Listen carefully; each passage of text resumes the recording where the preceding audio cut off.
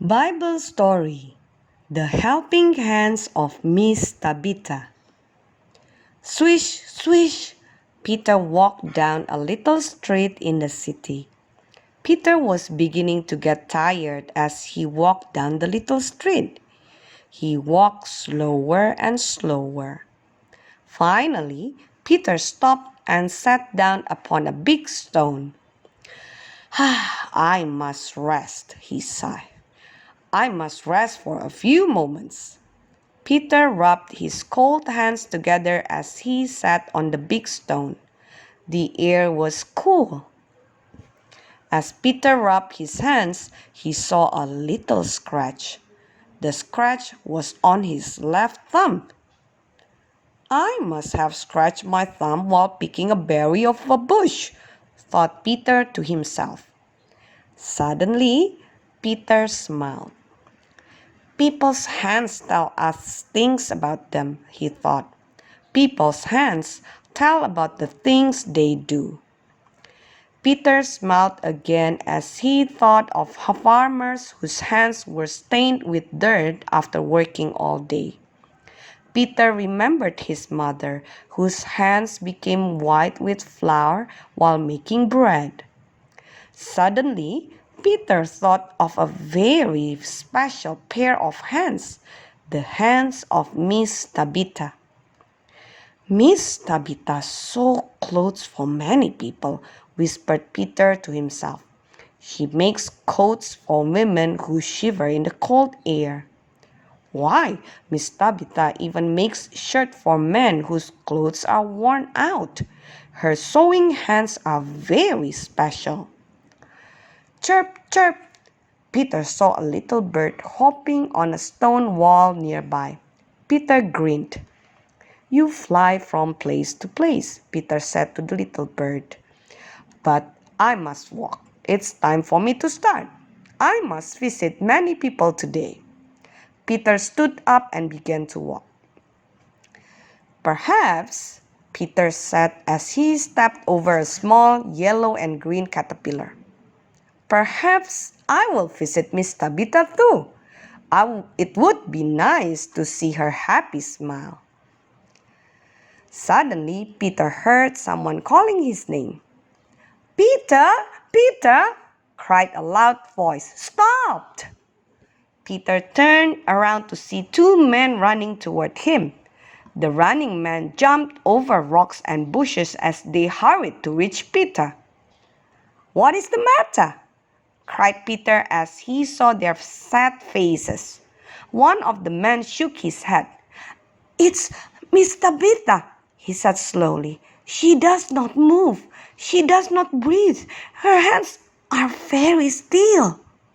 The other man wiped his eyes. Peter, he whispered, Miss Tabitha is dead. Peter shook his head. Peter did not want to believe what the two sad men had told him. Please, come to Miss Tabitha's house, cried the man. We need you. Please come. I will come, said Peter. I will come right now. Quickly, Peter began to walk with the two men. They walked down one road and then another. They walked through grassy fields and across little bubbly streams. Finally, Peter and the two men walked down a small street to a tiny house. Slowly, Peter followed the two men up the narrow stairs. 1, 2, 3 steps. 4, 5, 6 steps. Peter followed the two men right up to Miss Tabitha's door. Tap, tap, tap. One of the men tapped on the door gently. Then he pushed open the heavy wooden door. Come this way, said a small, sad woman. Peter followed the small woman. They walked past a man who was holding a shirt.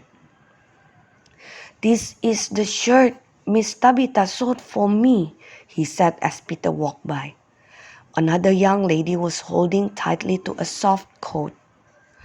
Look at what Miss Tabitha sewed for me, she said softly. Look at the soft coat she gave me. Peter smiled. The shirt looked strong and warm. The coat was soft and lovely. Peter followed the small woman to a corner of the room. In the corner was a little bed. Peter walked over to the side of the little bed and looked down. Someone was lying on the bed. It was Miss Tabitha. A blanket covered Miss Tabitha. Her eyes were closed. Then Peter saw her hands. Miss Tabitha cannot sew or stitch anymore, he thought sadly. Suddenly, a tear trickled down Peter's cheek. "Everyone, please leave the room," Peter said loudly.